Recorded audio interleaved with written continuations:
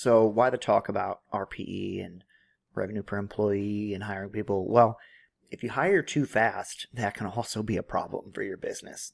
Like I know that when we hire quickly, we, you know, it's mainly because we need a lot of help. We get more work than what we can handle, kind of situation, right? And so the downside to that is that what happens when you finish all of this lined up work that you've got, and now you've got people sitting? Well, you don't want that. I want to make sure I'm creating value not just for my clients and customers, but I want to create value for the people that work for the business, right?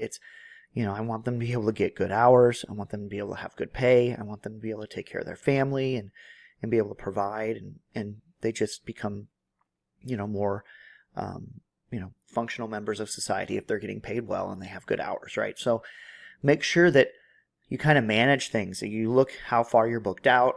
Do I need to take on more people? Do I need to bring on more people? Can I support that? Can I increase my ad spend to increase the flow of calls that are coming in, to be able to attribute the new workers, to be able to bring in, more work for them to operate that? Can I afford that marketing? Can I afford those ads?